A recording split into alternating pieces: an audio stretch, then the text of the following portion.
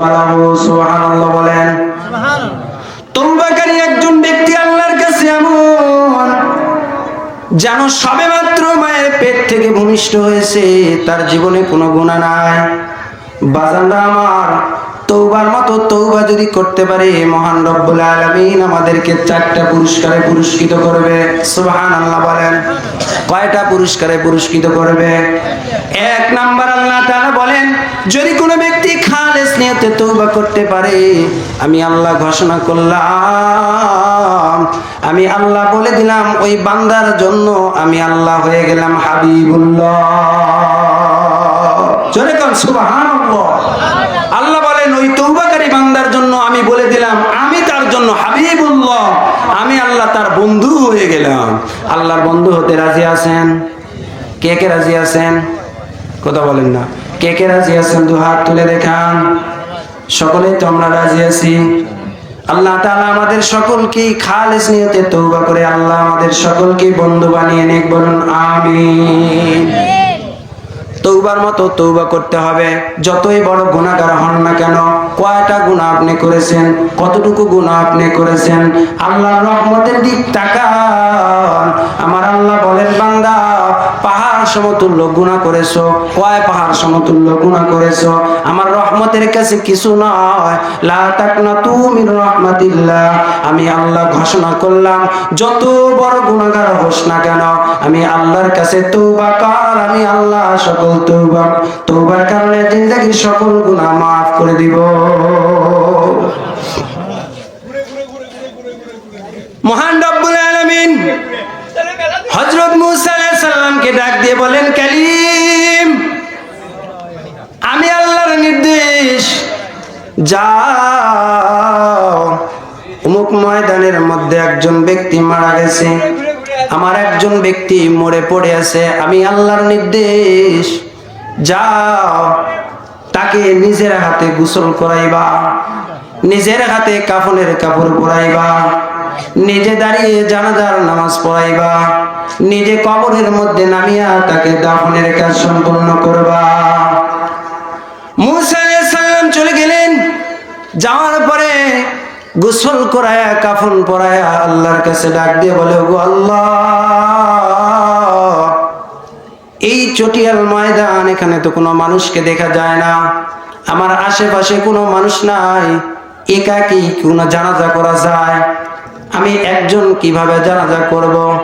আমার পাশে তো কোনো মানুষ নাই, ইমামতি করব তো মুক্তাদি কই? আল্লাহ পাক রব্বুল আলামিন বলেন, মূসা, চটিয়াল ময়দানের মধ্যে ওই ব্যক্তির জানাজা হবে না। ওই ব্যক্তিকে নিয়ে তুমি মহল্লার মধ্যে চলে যাও, লোকালয়ের মধ্যে চলে যাও। মূসা আলাইহিস সালাম বলেন, আল্লাহ, এই ব্যক্তিকে নিয়ে যাব, কে তার জানাজা করবে, কে আসবে? বনি ইসরাইল সম্পর্কে তো আপনি ভালো করে জানেন, এদের মতো ট্যাটন তো আর কেউ নাই। কথা বলেন, এরা তো মারাত্মক ট্যাটন।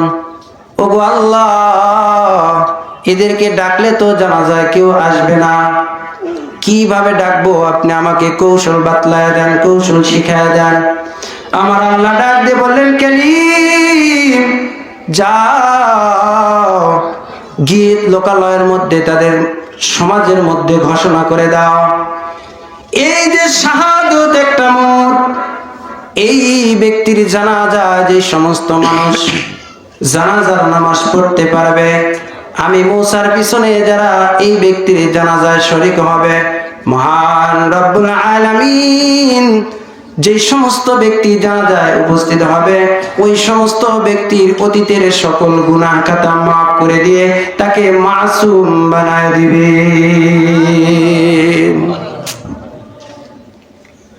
এ মূসা, যাও লোকালয়ের মধ্যে নিয়ে যাও, মানুষকে ডেকে ডেকে বলো, যারা তার জানাজায় উপস্থিত হবে তাদের জিন্দেগীর সকল গুনাহ আমি আল্লাহ মাফ করে দিব, অতীতের কোনো গুনাহ রাখবো না। মূসা আলাইহিস সালাম নিয়ে চলে গেলেন। মানুষদেরকে ডেকে ডেকে বললেন, এ কপালওয়ালা মানুষ, আসো আসো আসো, এই ব্যক্তির জানাজায় যারা জানাজার নামাজে উপস্থিত হইবা, জানাজার নামাজ পড়তে পারবা, আমার আল্লাহ ঘোষণা করে দিয়েছেন, ওই ব্যক্তির সকল গুনাহ খাতা আল্লাহ মাফ করে দিবেন। বলেন তো সমাজের আর কেউ থাকবে? কথা বলেন না কেন? মুসা আলাইহিস সালাম ইমামতিতে জানাজার নামাজ শেষ হয়ে গেছে।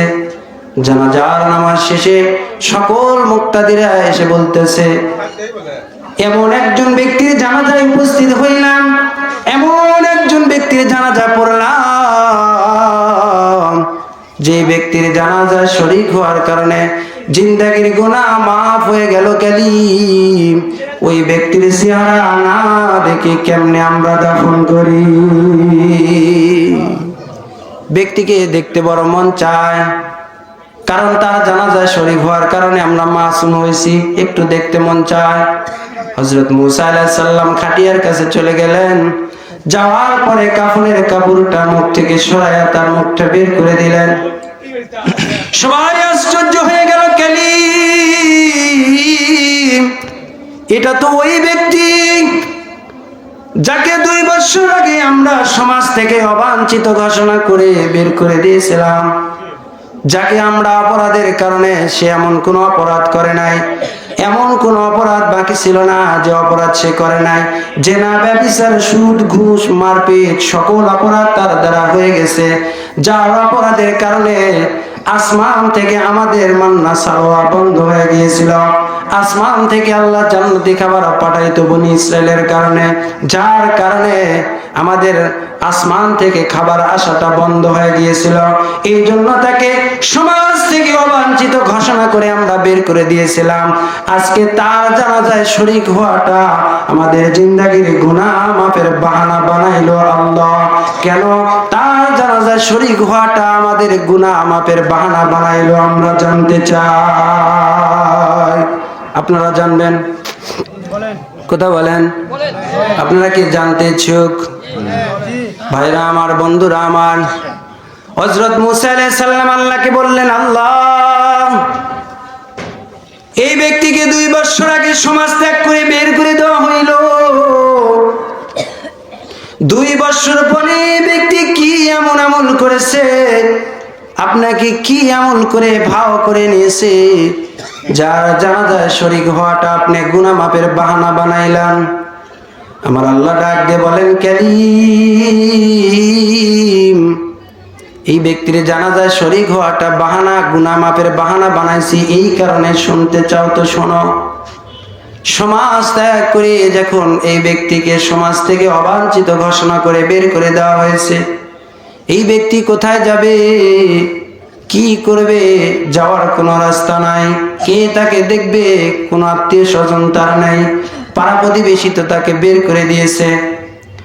এই যে চটিয়াল ময়দান, এই বাগান দেখতেছো, এই বাগানের মধ্যে সে সারা রাত সারাদিন থাকে, সারাদিন রোজা রাখে, রাতের বেলা সে কয়েকটা ছাগল পালে, ছাগলের দুধ দহন করে রাতের বেলা সে ইফতার করে, আর আমার কাছে দোয়া করে, আল্লাহ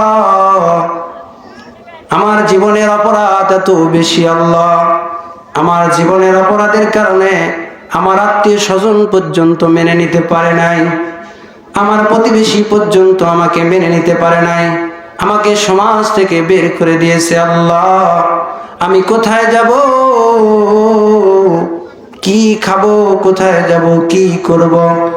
ওগো আল্লাহ সমাজ থেকে আমাকে বের করে দিয়েছে, আমি কোথায় যাব? যাওয়ার কোনো রাস্তা নাই, তবে তোমার দুনিয়াতেই তো আমাকে থাকতে হবে।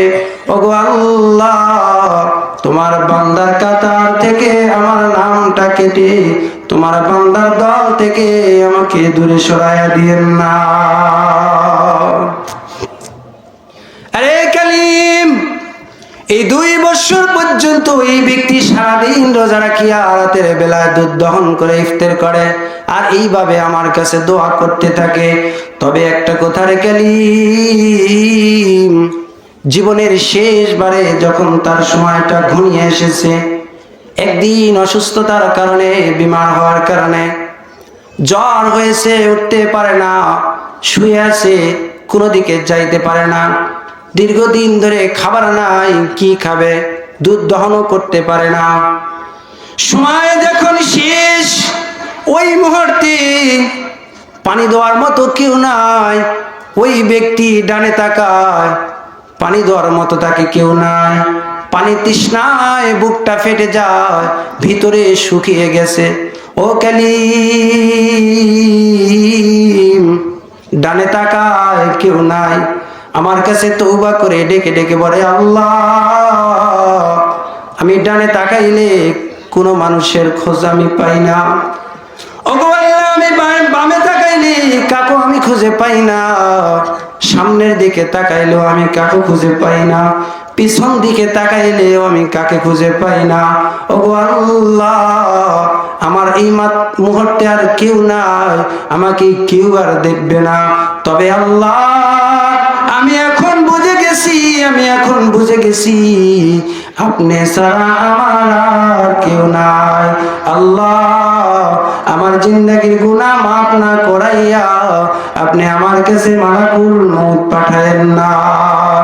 আরে কালিম, এই বান্দা এইভাবে আমার কাছে ডাকতে থাকে আর বলে, আল্লাহ আপনার নাম বলে গফুরুল গাফফার, আপনার নাম বলে একটা গফুরুল গাফফার। ওগো আল্লাহ, আপনার নাম যদি গফুরুল গাফফার হয় তো আমি সেই গফুরুল গাফফারের অংশীদার কেন হইলাম না? আমি কেন গফুরুল গাফফারের সদস্য হতে পারলাম না? যদি আমাকে আপনি মাফ না করে আমাকে আপনি জাহান্নামী বলে দুনিয়া থেকে বিদায় করান, তাহলে কি আপনার গফুরুল গাফফারের মান ইজ্জত থাকেনি? ওরে কালিম, এইভাবে যখন আমার বান্দা তওবা করেছে, আমি আল্লাহ তওবা কবুল করে নিয়েছি। তার তওবা এমন ভাবে কবুল করে নিয়েছি, যদি সে নিজের জন্য দোয়া না করত, যদি সে এই সারা পৃথিবীর সকল মানুষের জন্য দোয়া করে যাইতো, আমি আল্লাহ তার তওবাটা এত পছন্দ করেছি, আমার এত ভালো লাগছে। যদি সে সারা দুনিয়ার মানুষের জন্য গুনাহ মাফের দোয়া করত, আমি আল্লাহ সারা দুনিয়ার মানুষের গুনাহ খাতা মাফ করে দিতাম। এই জন্য আল্লাহ তাআলা বলেন, ইয়া আইয়ুহাল্লাযীনা আমানু তুবু ইলাল্লাহ তাওবাতান নাসুহা। বান্দারে, কত গুনাহ করেছো, কত গুনাহ করেছো, নৈরাশ হওয়ার কিছু নাই। আমি আল্লাহর কাছে তওবা করো। 70 বছর গুনাহ করেছো, মওতের আগে আমার কাছে তওবা করো। বারবার তওবা করেছো, আবার তওবা ভাঙছো, আবার তওবা করো, আবার তওবা ভেঙে ফেলছো, আবার তওবা করো। আমি আল্লাহ মওতের আগে যদি তোর খালেস নিয়তে তওবা হয়ে থাকে, আমি আল্লাহ জিন্দেগীর সমস্ত গুনাহ খাতা মাফ করে দিয়ে তোকে নিষ্পাপ করে 10 দুনিয়ার সমান জান্নাতের মালিক বানায় দিব। আল্লাহ পারেন কি পারেন না? এই ভাই, কার কাছে তওবা করবেন? কার কাছে তওবা করবেন? আল্লাহ মনে হয় অনেক ছোট, কেন তার কাছে নত হইতে আমাদের এত দ্বিধা? কেন তার কাছে মাথা নত করতে আমাদের এত দিলে লাগে, আমাদের এত মানে লাগে? আল্লাহ বলেন, বান্দা আমি আল্লাহ তো এমন আল্লাহ, এই আসমান বানায় রাখছি, খুঁটি ছাড়া ঝুলায় রাখছি আমি আল্লাহ। জমিন বানাইছি আমি আল্লাহ। আসমানের সঙ্গে এত বড় একটা আলো সূর্য দিয়েছি, যে আলোর কারণে সারা পৃথিবী ময় হয়ে থাকে। সত্যি আমি আল্লাহ। সুবহানাল্লাহ কান। তো আমি আল্লাহ এত বড়, এত বড়, এত বড়, আমি আল্লাহ এত বড়র কাছে তোকে তওবা করতে কিসের দ্বিধা লাগে? কত বড় গুনাহ হয়েছি, তওবা করতে আমরা রাজি আছি। কথা বলেন না, তওবা করতে রাজি আছি? তওবা করতে হবে। আমার আল্লাহ রাব্বুল আলামিন বলেন, ফাকুল তুস্তাগফিরু রাব্বাকুম